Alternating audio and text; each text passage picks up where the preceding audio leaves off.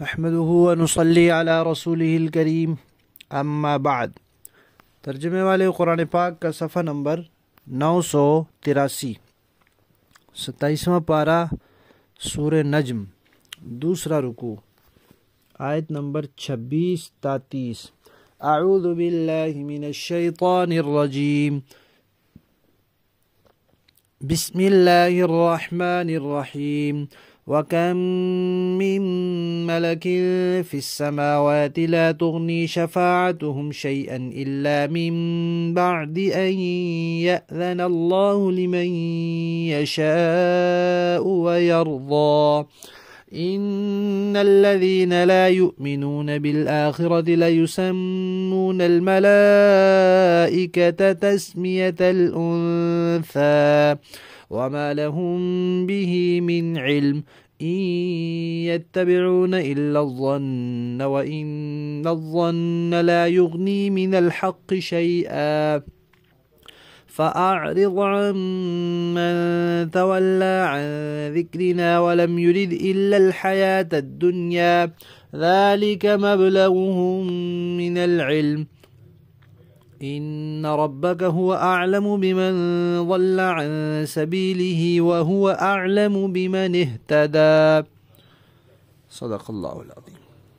گزشتہ آیات میں یہ بات آئی تھی کہ کیا تمہارے لیے بیٹے ہیں اور اللہ کے لیے بیٹیاں، کیونکہ مشرکین فرشتوں کو اللہ کی بیٹیاں قرار دیتے تھے اور وہ یہ کہتے تھے کہ ہم بتوں کی اور فرشتوں کی عبادت اس لیے کرتے ہیں کہ یہ ہمیں اللہ کے قریب کریں۔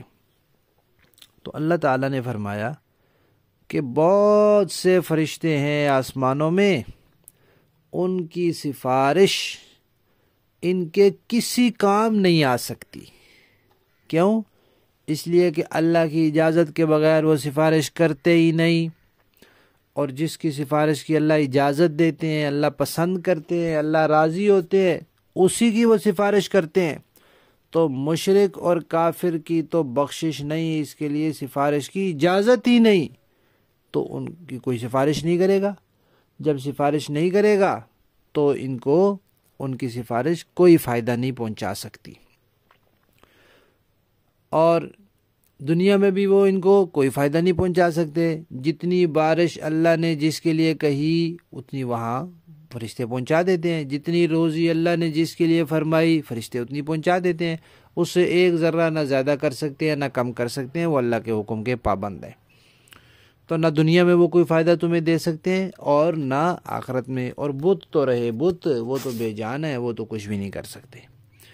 لیکن فرمایا جو لوگ آخرت پر یقین نہیں رکھتے انہوں نے فرشتوں کے زنانے نام رکھے ہوئے ہیں۔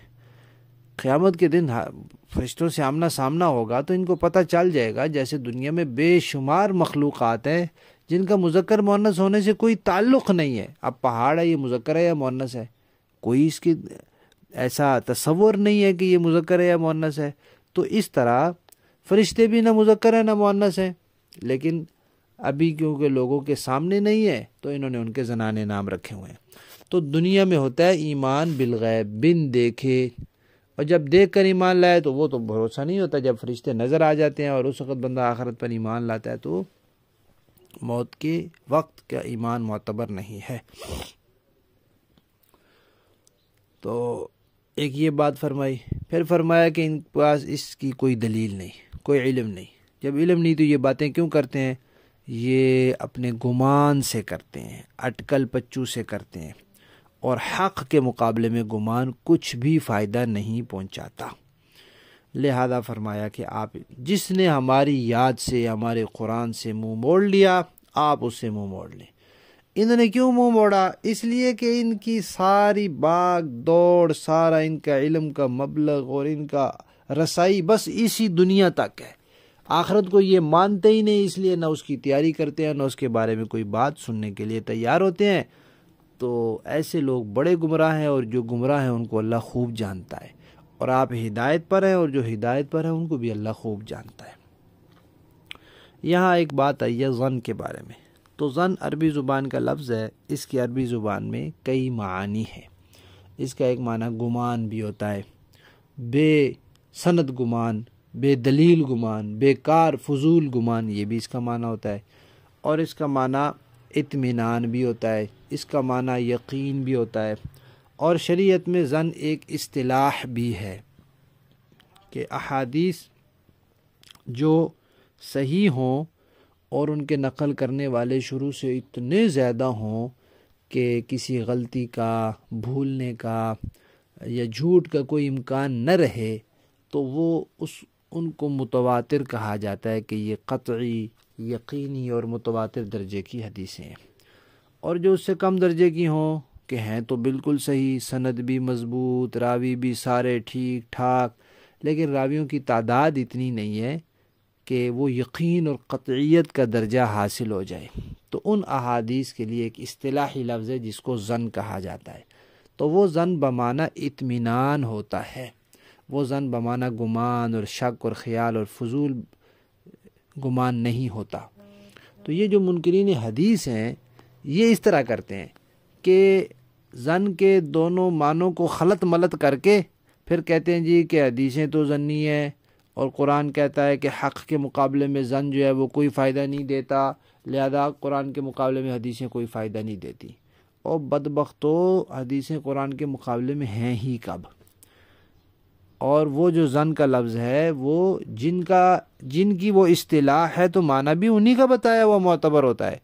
اب وہ محدثین کی اصطلاح ہے تو ان سے پوچھا جائے گا، وہ کہتے ہیں اس اصطلاح کا معنی اطمینان۔ تو اب بندہ کہے کہ اطمینان والی چیز فائدہ نہیں دیتی، تو اطمینان والی چیز فائدہ نہیں دیتی تو بے اطمینانی والی چیز فائدہ دیتی ہے۔ یہ ان کا ایک دھوکہ ہوتا ہے۔ بہرحال اس سے ہوشیار رہنا چاہیے۔ قرآن پاک میں ظن صرف ایک معنی کے لیے نہیں، کئی معنی کے لیے استعمال ہوا ہے۔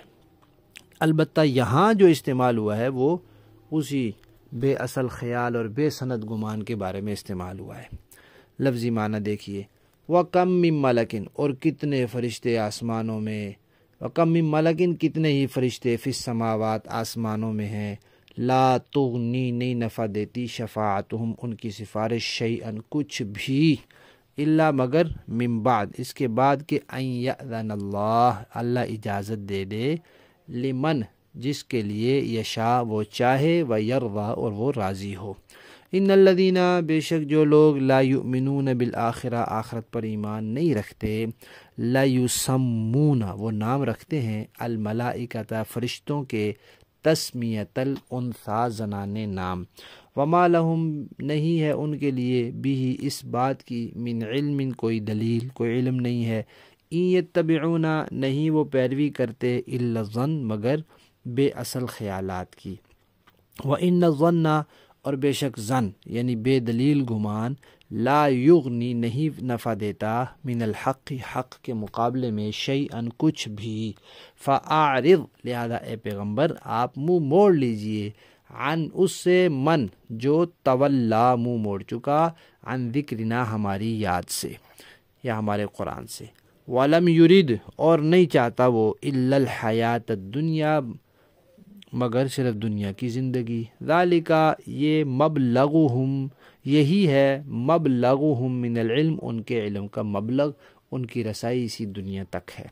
ان ربک بے شک آپ کا پروردگار، ہوا اعلم وہ خوب جانتا ہے، بمن اسے جو، ضل عن سبیلی اس کے راستے سے بھٹک گیا، وہوا اور وہی، اعلم خوب جانتا ہے، بمن اسے بھی، اہتدا جو صحیح راستے پر ہے۔ با محاورہ دیکھیں جی، وَكَمْ مِن مَلَكٍ فِي السَّمَاوَاتِ لَا تُغْنِي شَفَاعَتُهُمْ شَيْئًا إِلَّا مِن بَعْدِ أَن يَأْذَنَ اللَّهُ لِمَن يَشَاءُ وَيَرْضَىٰ۔ اور آسمانوں میں کتنے ہی فرشتے ہیں جن کی سفارش کسی کے کچھ بھی کام نہیں آ سکتی، البتہ اس کے بعد ہی کام آ سکتی ہے کہ اللہ جس کے لیے چاہے اجازت دے دے اور اس پر راضی ہو جائے۔ ان الذین لا یؤمنون بالآخرۃ لَيُسَمُّونَ الْمَلَائِكَةَ تَسْمِيَةَ الْأُنثَىٰ۔ جو لوگ آخرت پر ایمان نہیں رکھتے وہ فرشتوں کو زنانے ناموں سے یاد کرتے ہیں. وَمَا لَهُم بِهِ مِنْ عِلْمٍ، حالانکہ انہیں اس بات کا ذرا بھی علم نہیں ہے. إِن يَتَّبِعُونَ إِلَّا الظَّنَّ وَإِنَّ الظَّنَّ لَا يُغْنِي مِنَ الْحَقِّ شَيْئًا، وہ محض وہم و گمان کے پیچھے چل رہے ہیں، اور حقیقت یہ ہے کہ وہم و گمان حق کے معاملے میں بالکل کار آمد نہیں. فَأَعْرِضْ عَن مَّن تَوَلَّىٰ عَن ذِكْرِنَا وَلَمْ يُرِدْ إِلَّا الْحَيَاةَ الدُّنْيَا، لہذا اے پیغمبر آپ ایسے آدمی کی فکر نہ کیجئے جس نے ہماری نصیحت سے منہ موڑ لیا ہے اور دنیاوی زندگی کے سوا وہ کچھ اور چاہتا ہی نہیں.